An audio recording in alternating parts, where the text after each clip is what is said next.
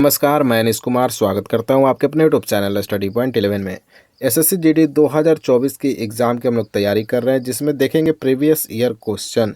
आज है 44 number video, जिसमें बात करेंगे 30 जनवरी 2023 के चौथे शिफ्ट में जो प्रश्न पूछे गए एसएससी जीडी 2023 के एग्ज़ाम में, उन सारे प्रश्न को इस वीडियो में हम लोग देखने वाले हैं। मेरे भाई, इससे पहले हम लोग 43 वीडियो कर चुके हैं, 43 वीडियो कर चुके हैं। तो अगर आप लोग इन सारे वीडियो को देखना चाहते हैं तो प्लेलिस्ट आप लोग के लिए बना है, जाकर देख लीजिएगा। साथ ही हिंदी के जो मोस्ट इम्पोर्टेंट टॉपिक हैं, most important topic previous year question का एक एक प्रश्न मैंने करा रखा है। जैसे मुहावरा हुआ, अनेक शब्दों का एक शब्द हुआ, विलोम शब्द हुआ, इन सारे टॉपिक को आप लोग देख सकते हैं। प्लेलिस्ट आप लोग के लिए बना हुआ है। पिछले 2 साल का जो पेपर हुआ है जीडी का, एक एक प्रश्न कराया गया है इम्पोर्टेंट टॉपिक के रूप में, आप लोग देख सकते हैं। और मेरे भाई, इम्पोर्टेंट टॉपिक आपके जीके का भी मैंने करा रखा है, तो उसको भी एक बार जरूर देखिएगा, क्योंकि वहाँ से 2-4 प्रश्न तो पक्का आने वाला है आपके पेपर में। ठीक है, तो चलिए शुरुआत करते हैं पहले प्रश्न से। क्या पूछा? तो मेरे भाई, पहला सवाल पूछा गया, कथक के प्रमुख विषय हिंदू धर्म के निम्नलिखित में से किस पंथ से जुड़े हैं? देखो मेरे भाई, कथक के प्रमुख विषय जो है हिंदू धर्म के वैष्णववाद से जुड़ा हुआ है मेरे भाई। ठीक है, वैष्णववाद जो पंथ है इससे जुड़ा हुआ है। कथक का प्रमुख विषय हिंदू धर्म, याद रखिएगा। ठीक है, वैष्णववाद से जुड़ा हुआ, ये आपका पहला प्रश्न था आज का। बढ़ते हैं अगले प्रश्न पे। गदाब पद्मजा रेड्डी को किस नृत्य शैली में उनके योगदान के लिए पद्म श्री से सम्मानित किया गया? याद रखिएगा, गदाम पद्मजा रेड्डी को कुचिपुड़ी के योगदान के लिए पद्म श्री से सम्मानित किया गया था मेरे भाई। इंपॉर्टेंट सवाल है, कॉपी में नोट करो और दिमाग में बैठा लो, पेपर में पूछा जाने वाला प्रश्न है। देखो, कुचिपुड़ी कहाँ का है? तो आंध्र प्रदेश राज्य का लोक नृत्य है। भरतनाट्यम कहाँ का है? तो तमिलनाडु का है। लावड़ी कहाँ का है? महाराष्ट्र का है। और कथकली कहाँ का है? तो केरल का है। अगर आपसे केवल कथक पूछ ले मेरे भाई, तो क्या उत्तर बताओगे? कमेंट बॉक्स में जल्दी से छापो। अगर आपसे कथक नृत्य के बारे में पूछता है तो किस राज्य का है, आप लोग कमेंट बॉक्स में जल्दी से छापो। और वहाँ के मुख्यमंत्री और राज्यपाल के नाम भी आपको कमेंट बॉक्स में बताना है, क्योंकि अब आपका एग्जाम बिल्कुल आपके करीब आ गया है। अगला प्रश्न देखते हैं, प्रश्न नंबर 3।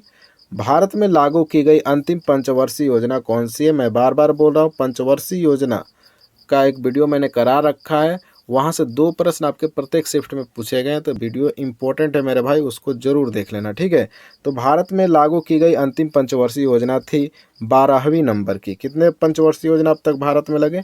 कुल 12। अच्छा, 12वीं पंचवर्षीय योजना का समय क्या था? तो 2012 से लेकर मेरे भाई 2017 तक इसका समय था। और इसको बंद करके, योजना आयोग को बंद करके नीति आयोग की स्थापना किया गया मेरे भाई, याद रखना है। ठीक है, कैप्टन रूप सिंह स्टेडियम निम्नलिखित में से किस शहर में स्थित है?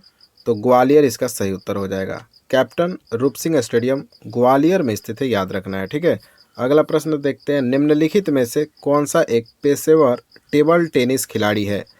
टेबल टेनिस खिलाड़ी इनमें से कौन है? तो मनिका बत्रा का नाम आप लोग जानते हैं। राइट आंसर होगा ऑप्शन नंबर 2, मनिका बत्रा जो है टेबल टेनिस की खिलाड़ी हैं। नेक्स्ट,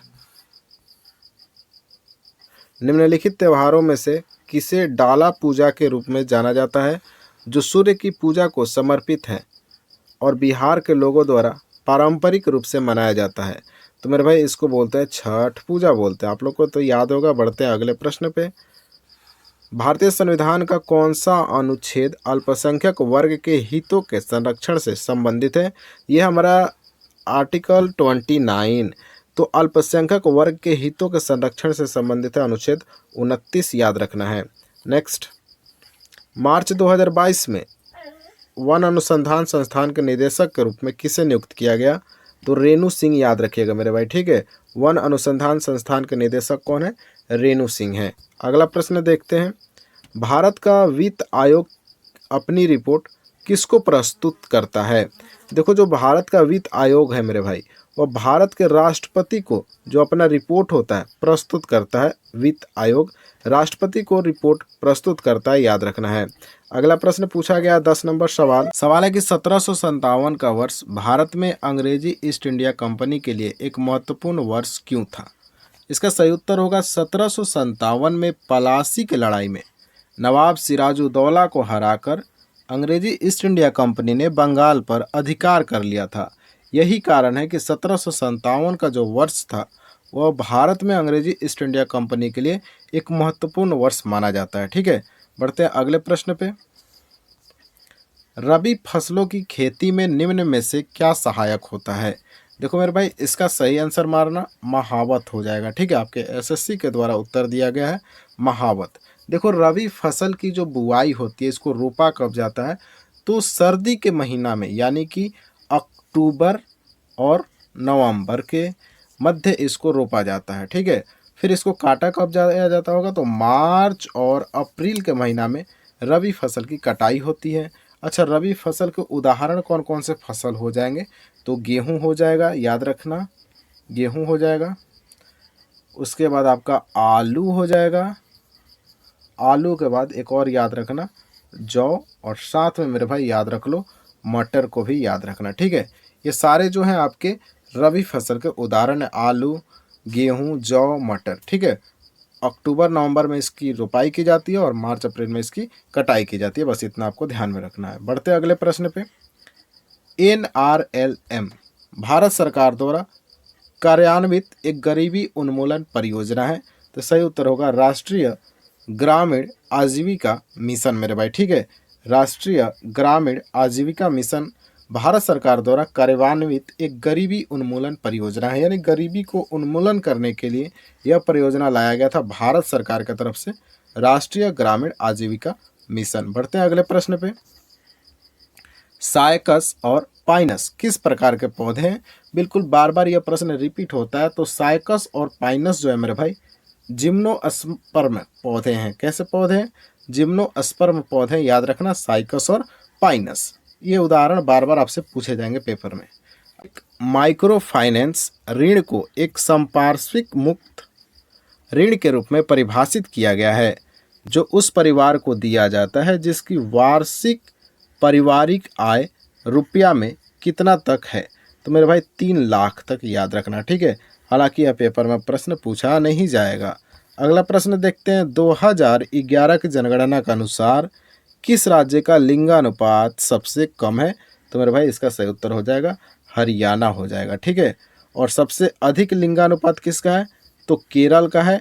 अगर ये सब प्रश्न में आपको प्रॉब्लम आ रही है 2011 की जनगणना, तो टॉपिक मैंने करा रखा है, उससे बाहर अब तक एक भी प्रश्न आपके एसएससी जीडी में नहीं पूछे गए मेरे भाई, तो उस वीडियो को जरूर देख लेना। ठीक है, बढ़ते हैं अगले प्रश्न पे।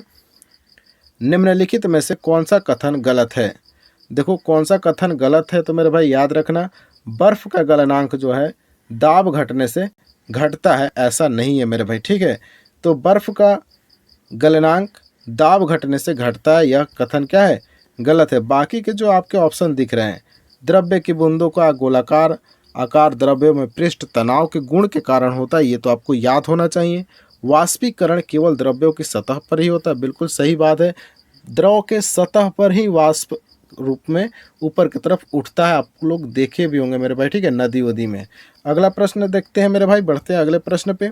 अगला सवाल है, MS स्वामीनाथन भारत में हरित क्रांति के जिनको जनक के रूप में जाना जाता है, MS स्वामीनाथन को पेशे से क्या थे? तो मेरे भाई पेशे से ये वैज्ञानिक थे, याद रखिएगा। ठीक है, जो कि भारत में हरित क्रांति के जनक माने जाते हैं MS स्वामीनाथन, और पेशे से ये एक वैज्ञानिक हैं। अगला प्रश्न देखते हैं। किस केंद्रीय राज्य मंत्री ने सितंबर 2022 में चौथे राष्ट्रीय युवा पुलिस अधीक्षक सम्मेलन और पुलिस एक्सपो के उद्घाटन समारोह को संबोधित किया? इसका सही उत्तर होगा नित्यानंद राय। हालांकि यह प्रश्न अब पेपर में नहीं पूछा जाएगा। अगला प्रश्न देखते हैं। किस वंश के शासक ने 999 में कंदारिया महादेव मंदिर का निर्माण करवाया था? इस प्रश्न को थोड़ा इम्पोर्टेंट दो। ठीक है, यह पेपर में देखने को मिलेगा प्रश्न। तो 999 में कंदारिया महादेव मंदिर का निर्माण करवाया था चंदेल शासक ने। ठीक है, किसने? चंदेल शासक के द्वारा कंदारिया महादेव मंदिर का निर्माण कराया गया है। अगला प्रश्न देखो, आज का हमारा अंतिम प्रश्न है। निम्नलिखित में से कौन सा कृषि का उत्पाद है मेरे भाई? ठीक है, तो यह फसल, हवा, मशीनें, पानी। तो सही उत्तर क्या होगा? फसलें हो जाएगा मेरे भाई। ठीक है, जो कि कृषि का एक उत्पाद है। तो आपको यह 20 प्रश्न कैसे लगे कमेंट बॉक्स में ज़रूर बताइएगा मेरे भाई, और इस वीडियो को आप लोग शेयर करेंगे। कम से कम 100 लाइक तो होने चाहिए इस वीडियो पे। इतना मेहनत करना पड़ रहा है मेरे भाई आप लोग के लिए, रात रात को 2-2 बजे तक जग के वीडियो बनाना पड़ता है। ठीक है, तो कम से कम 100 लाइक तो बनता है इस वीडियो के लिए। ठीक है, मिलते हैं अब नेक्स्ट वीडियो के लिए, तब तक जय हिंद, जय भारत।